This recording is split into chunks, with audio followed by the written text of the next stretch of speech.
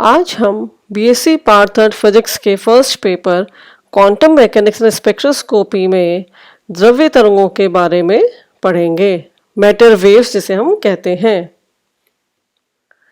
चूंकि प्रकाश विद्युत प्रभाव और कॉम्पटन प्रभाव को क्वांटम सिद्धांत के द्वारा सफलतापूर्वक समझाया जा सका और क्वांटम सिद्धांत के अनुसार विकिरण या प्रकाश ऊर्जा के छोटे पैकेट के रूप में उपस्थित होते हैं जिन्हें हम क्वांटा या फोटोन कहते हैं, और ये जो है पैकेट्स विकिरण और प्रकाश के कण स्वरूप को प्रदर्शित करते हैं। जबकि कुछ घटनाएं ऐसी थी जो कि प्रकाश की तरंग प्रकृति को प्रदर्शित करती थी। ये घटनाएं हैं परावर्तन, अपवर्तन, विवर्तन, व्यतिकरण, ध्रुवण आदि। इन सभी घटनाओं को प्रकाश के तरंग सिद्धांत द्वारा सफलतापूर्वक समझाया जा सका। अतः हम कह सकते हैं कि विकिरण या प्रकाश का ड्यूअल नेचर होता है, द्वैत प्रकृति होती है। उनमें तरंग प्रकृति के साथ साथ कण प्रकृति भी होती है। बोहर का कॉम्प्लीमेंट्री प्रिंसिपल। बोहर के इस प्रिंसिपल का कथन है, किसी भी कण के संपूर्ण विवरण के लिए हमें कण व तरंग दोनों स्वरूप की आवश्यकता होती है, लेकिन किसी एक घटना में या एक प्रयोग में केवल एक ही स्वरूप प्रेक्षित होता है, चाहे तो तरंग प्रकृति हो चाहे वो कण प्रकृति हो।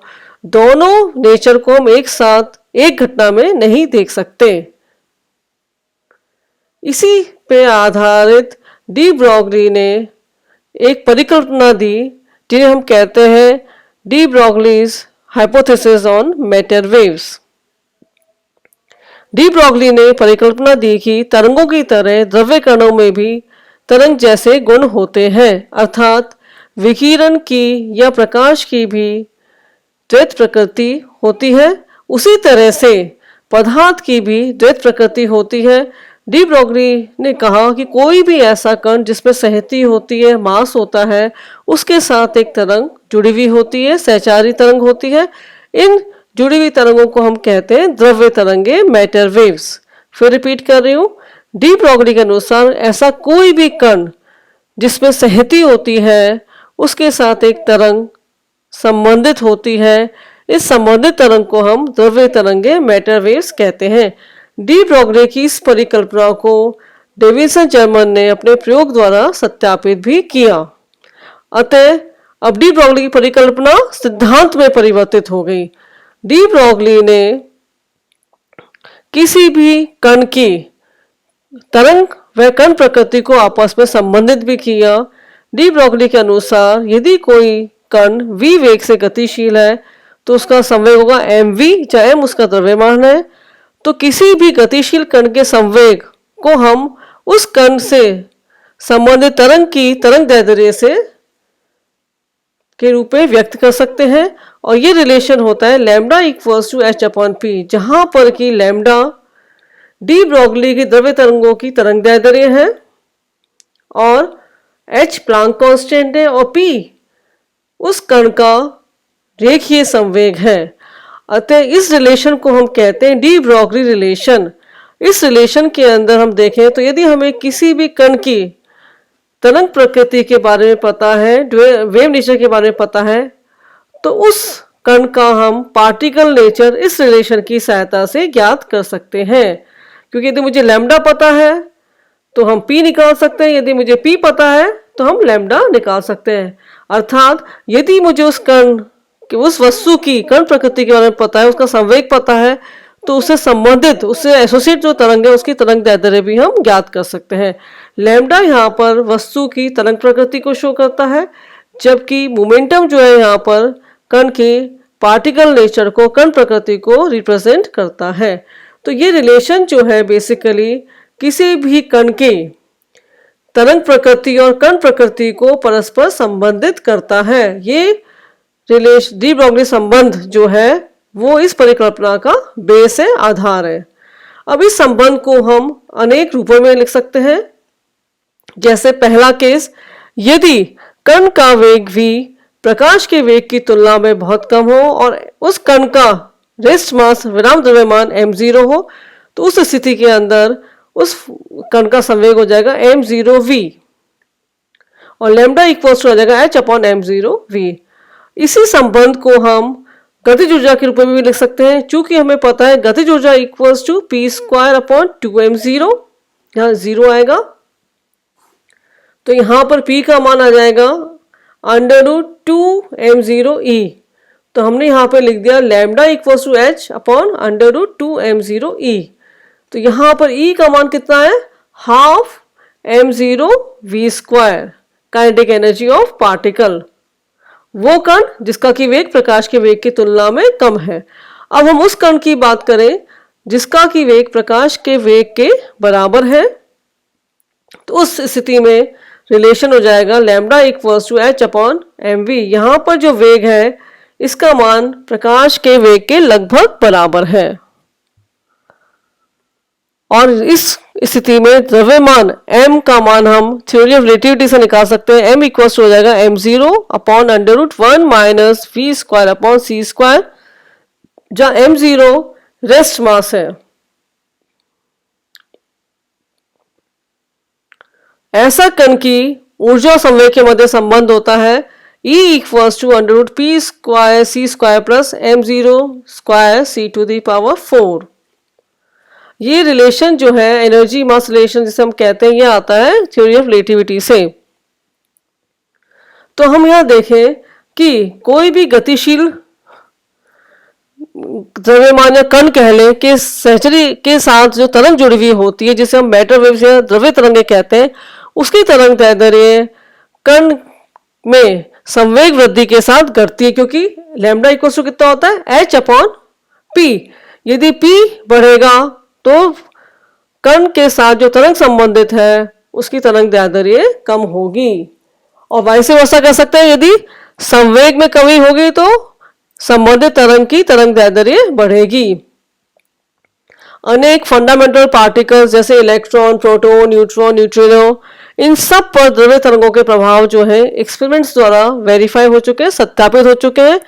लेकिन सामान्य वस्तु जिनका द्रव्यमान कुछ ग्राम और वेग कुछ मीटर प्रति सेकंड होता है, उनके लिए डी ब्रॉगली की मैटर वेव्स की तरंग दैर्ध्य का मान लगभग 10⁻34 मीटर होता है। यह मान इतना कम होता है कि इसे हम एक्सपेरिमेंट्स द्वारा देखना संभव ही नहीं होता।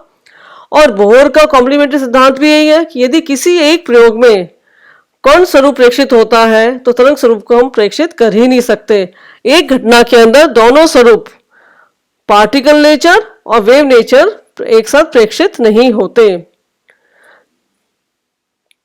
जब किसी भी कण से संबंधित तरंग की तरंग दैर्ध्य उस कण के विमा के डायमेंशंस के बराबर होती है, के तुल्य होती है, तब हम उस कण पर तरंग प्रभाव देख सकते हैं। फॉर एग्जाम्पल के लिए कोई इलेक्ट्रॉन जो कि v वेग से गतिशील और v का मान है 10⁻7 मीटर प्रति सेकंड, इसके साथ संबंधित तरंग का मान जो होगा वो होगा लैम्डा इक्वल्स टू, ये हमने h का मान रख दिया, इलेक्ट्रॉन का द्रव्यमान, और ये हो गया v, ये आ गया संवेग का मान।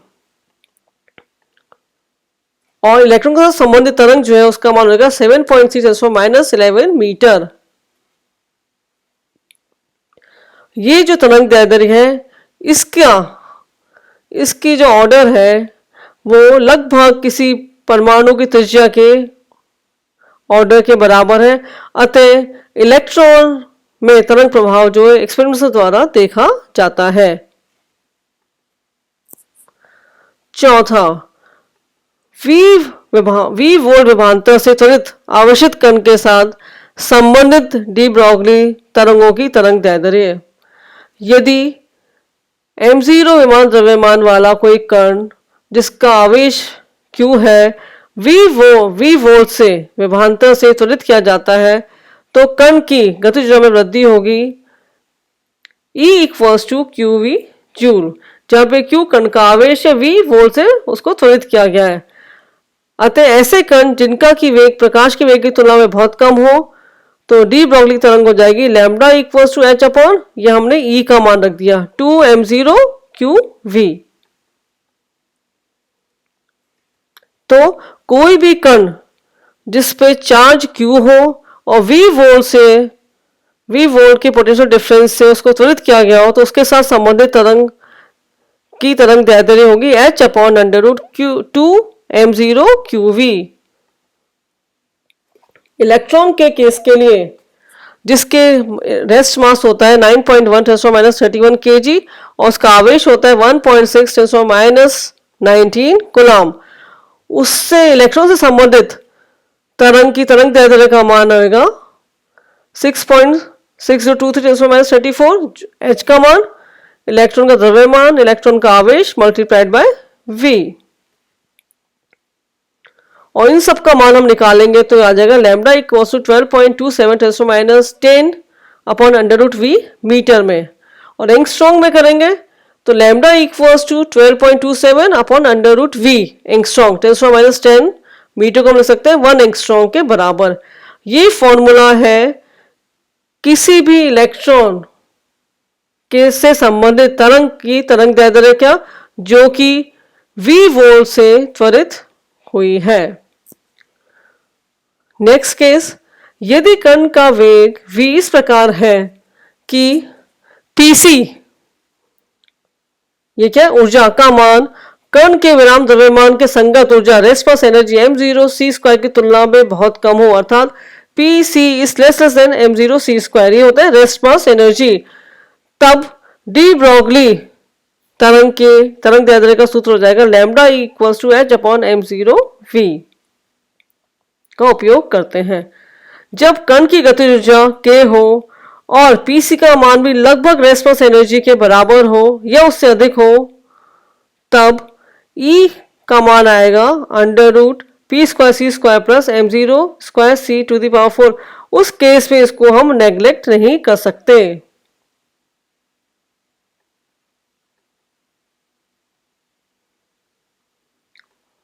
और E को हम लिख सकते हैं अंडर रूट हटा देंगे तो इससे आ जाएगा, यहाँ पे e² आएगा, सही कर लेना इसको, और pc का मान आ जाएगा under root e² minus m0² c⁴। चूंकि कुल ऊर्जा का मान होता है rest mass energy plus kinetic energy के बराबर, तो हम लिख सकते हैं pc इक्वल्स टू, यहाँ पे हमने E की जगह ये मान रख दिया तो आ जाएगा k प्लस m0 c² का होल स्क्वायर माइनस दिस। इसको जब हम खोलेंगे तो आ जाएगा pc equals to k² plus 2k m0 c²। और चूंकि डी ब्रॉगली रिलेशन होता है lambda equals to h upon p, हमने यहाँ पे c से मल्टीप्लाई किया, c से डिवाइड कर दिया तो लैम्डा का मान वही रहेगा। तो इस केस में लैम्डा का मान आ जाएगा h c upon under root k को कॉमन ले लिया k into k plus 2m0 c²। यह वो केस है जहां पर कि कण का pc का मान लगभग रेस्ट मास एनर्जी के बराबर या उससे अधिक है। डेविसन जर्मन ने अपने प्रयोग द्वारा डी ब्रॉगली की परिकल्पना को सत्यापित किया।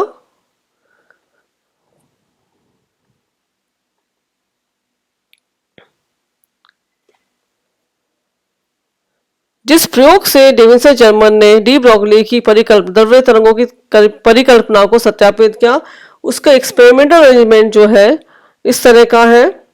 इस व्यवस्था में एक इलेक्ट्रॉन गन द्वारा v वोल्ट के विभवांतर से इलेक्ट्रॉन त्वरित किए जाते हैं। जब ये इलेक्ट्रॉन बीम निकल क्रिस्टल पर अभिलंब आपतित होती है तो उसके बाद निकल क्रिस्टल से स्कैटर्ड होके इन इलेक्ट्रॉन बीम को हम इस डिटेक्टर में एकत्र कर लेते हैं और ये डिटेक्टर जो है फाई एंगल पर है। अतः हम कह सकते हैं कि जब भी इलेक्ट्रॉन की बीम जो कि v वोल्ट से एक्सेलरेटेड है निकल क्रिस्टल पर अभिलंब आपतित होती है तो फाई एंगल से स्कैटर्ड बीम को हम डिटेक्टर द्वारा जो है कलेक्ट कर लेते हैं। और इस इलेक्ट्रॉन बीम की तीव्रता फाई का मान चेंज कर करके मीन्स हम डिटेक्टर को यहाँ पे रोटेट करते रहते हैं, इससे फाई का मान बदलेगा। अलग अलग कोणों पर इलेक्ट्रॉन पुंज की तीव्रता को नापते हैं। जिस समय सिद्धांत के अनुसार इलेक्ट्रॉन जो है कण की तरह व्यवहार करता है।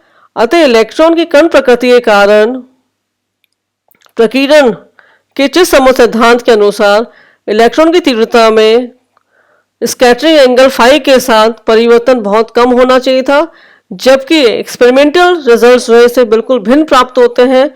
और हमने इस चित्र के अंदर अलग अलग कोणों पर अलग अलग वोल्ट से विभांतरित त्वरित इलेक्ट्रॉन की तीव्रता और प्रकीर्णन कोण के मध्य ध्रुवीय ग्राफ खींचा है।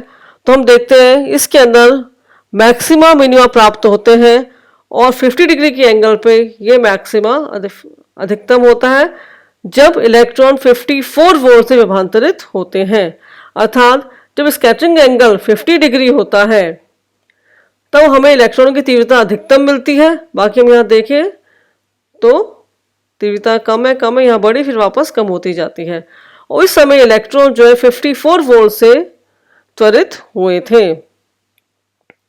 डी ब्रोगली के सिद्धांत के अनुसार वी वोल्ट विभांतर से त्वरित इलेक्ट्रॉन से संबंधित तरंग की तरंग दैर्ध्य निकल क्रिस्टल की अंतर परमाणु के इंटर एटॉमिक डिस्टेंस के आकार के बराबर होती है।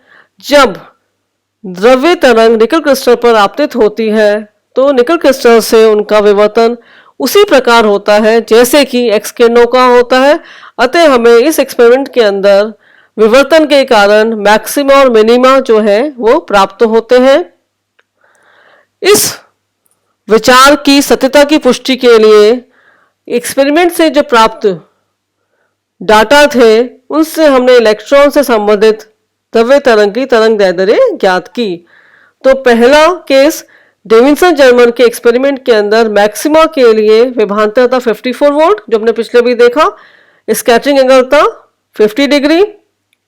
निकल क्रिस्टल के लिए इंटर एटॉमिक डिस्टेंस होता है 2.15 एंगस्ट्रॉम। अतः यदि इलेक्ट्रॉन के स्कैटरिंग को हम क्रिस्टल के तल से ब्रेग विवर्तन के रूप में देखें तो क्रिस्टल के तलों के मध्य की दूरी मीन्स ये डिस्टेंस d, ये तल हो गए, इनके मध्य दूरी d जो है वो हो जाएगी d equals to interatomic distance multiply by sine phi by 2 और d का मान हमारे पास आता है 0.91 एंगस्ट्रॉम। ब्रेग के विवर्तन का एंगल जो होगा वो थीटा इक्वल्स होगा 90 डिग्री माइनस 5/2 और ये मान हमारे पास आता है 65 डिग्री के बराबर। अतः इलेक्ट्रॉन विवर्तन के लिए ब्रेग डिफ्रेक्शन फॉर्म होता है 2d sine theta equals to N lambda.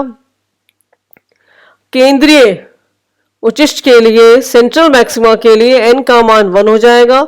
Small d का मान हम रखेंगे 0.1 एंगस्ट्रॉम, थीटा का मान रखेंगे 65 डिग्री। तो हमें तरंग दैर्ध्य का मान प्राप्त होता है 1.65 एंगस्ट्रॉम। दूसरा, डी ब्रोगली के अनुसार 54 वोल्ट से त्वरित इलेक्ट्रॉन की तरंग दैर्ध्य होती है lambda equals to 12.27 upon root V angstrom. यहां पे हमने 54 वोल्ट रखा तो हमारे पास मान आता है लैम्डा का 1.67 एंगस्ट्रॉम। इसी प्रकार ब्रेग का सूत्र होता है 2d sine theta equals to N lambda. इसमें हम यदि यहां पर d की जगह ये फॉर्मूला काम में ले d कैपिटल D साइन 5/2 और थीटा की जगह ले 90 माइनस 5/2 को यूज करें तो हमें मिलता है d साइन 5 एन लैम्डा। पुनः n equals to 1 mean central maxima के लिए capital D interatomic distance हमें पता है 2.51 एंगस्ट्रॉम है। फाई का मान 50 डिग्री पे हमें अधिकतम इलेक्ट्रॉन की तीव्रता प्राप्त हुई थी तो लैम्डा का मान आता है 1.65 एंगस्ट्रॉम। तो हम यहां देखें हमने 3 तरीके से इलेक्ट्रॉन की सहचारी तरंग द्रव्य तरंग की तरंग दैर्ध्य ज्ञात की।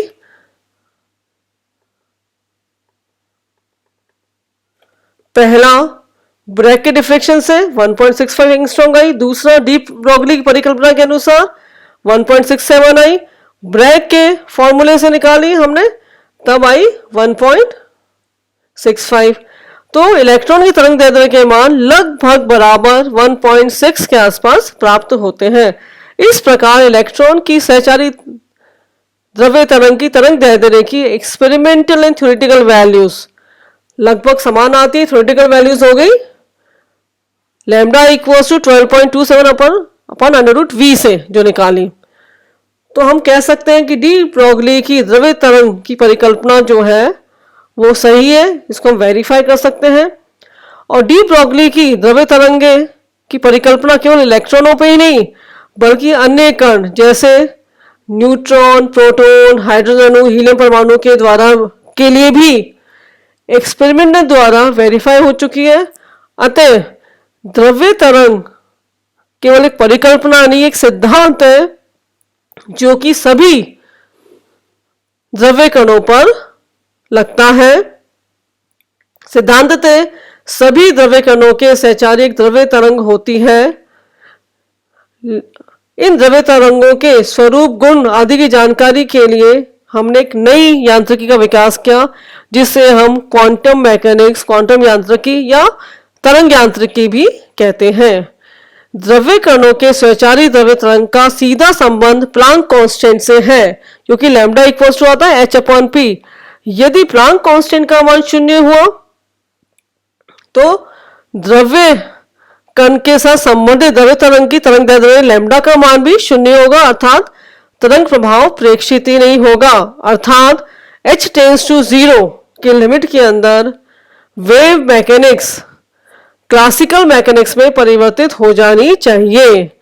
और h का मान भी चूंकि बहुत कम होता है, 10⁻34 के ऑर्डर का होता है, इसके कारण ही केवल फंडामेंटल पार्टिकल्स या न्यूक्लियर पार्टिकल्स और एटम्स एंड मॉलिक्यूल्स के अंदर तरंग प्रभाव जो है वो प्रेक्षित होता है। Thank you.